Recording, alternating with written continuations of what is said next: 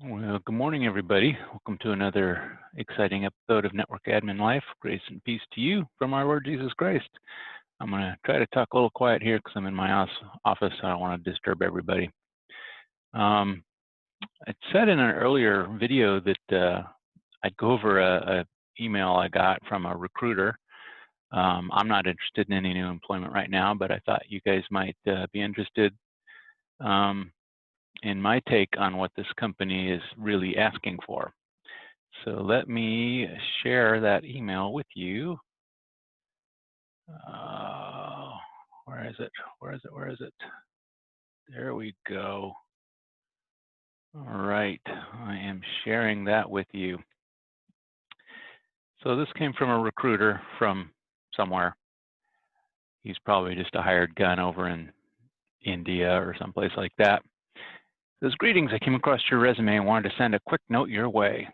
I don't know where you came across my resume because I haven't posted any resumes. My guess is he probably was scanning a LinkedIn profile I have, or maybe an old monster.com job profile that I'd set up before back when I was laid off and looking for work. We have an opening you might be interested in. Please carefully read the job description below, capitalized job description. And if you would like to pursue this opportunity, please email me an updated MS Word version of your resume. Sorry, I had to clear my throat there. And call me at your earliest convenience. Does he even have his phone number in here? Oh, yes, he does. Oh, and he's in Folsom. Oh, good deal. It's right down the road from us. Appreciate your time and look forward to hearing from you. If you are currently on a project that is about to end in the next few months, then please do share your profile along with your availability. My profile on what? He doesn't say where he found my resume. It's probably an older, it probably is like from an older monster.com because I just noticed he sent it to my my Yahoo account, yahoo.com, which I don't really use. I'm a Gmail guy now. And he goes on to say, I will reach out to you when the time comes. Okay, so what are they looking for? They are looking for a network engineer.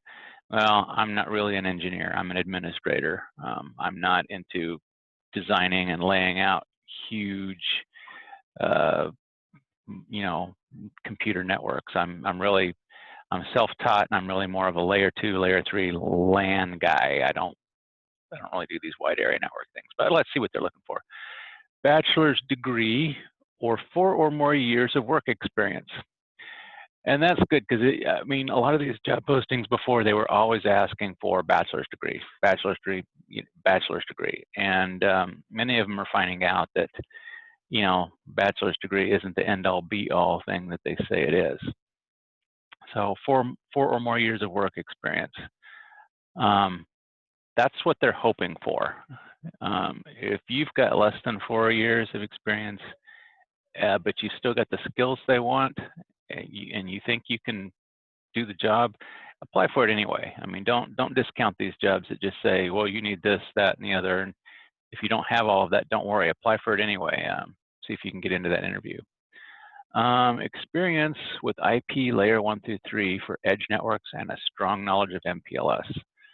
I have a light knowledge of MPLS. I think what they're really asking for is somebody who understands switching, understands VLANs, that would be layer 2, and understands at least the basics of subnets, you know, setting up a layer 3 VLAN, being able to assign an IP address to it, being able to assign the subnet mask to it. You're probably going to need to know subnetting, so learn that, you know. Let's see, worked with Cisco VTS. I have no idea what that is. So if you're a Cisco guy, that might be something for you. Nokia or Intential. So what I think they're looking for here is somebody who understands a little bit of voice. This is probably going to be a VoIP deployment here that they're looking at working on.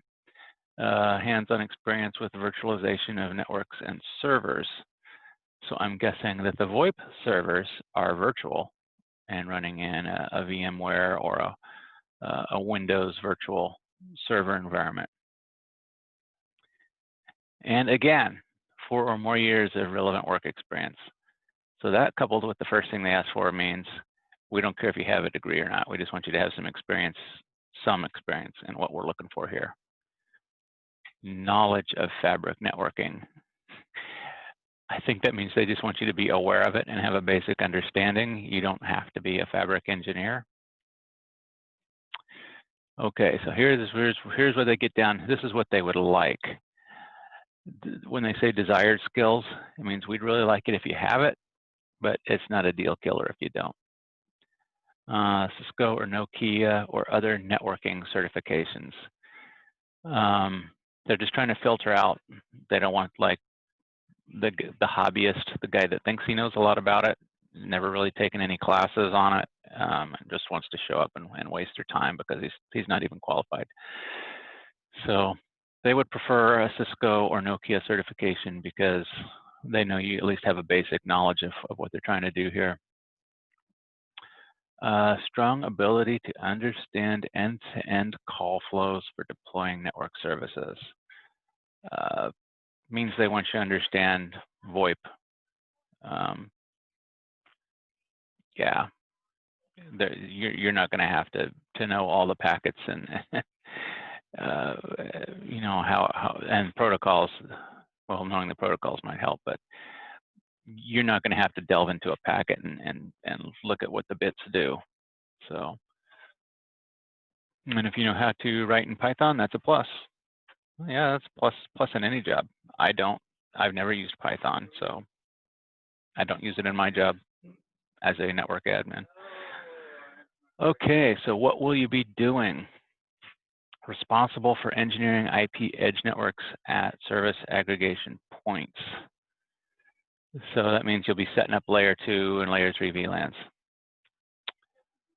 Work on engineering and deploying directional networks for intelligent edge, but not limited to SAP ends, access ends, ISP, NNI core connectivity.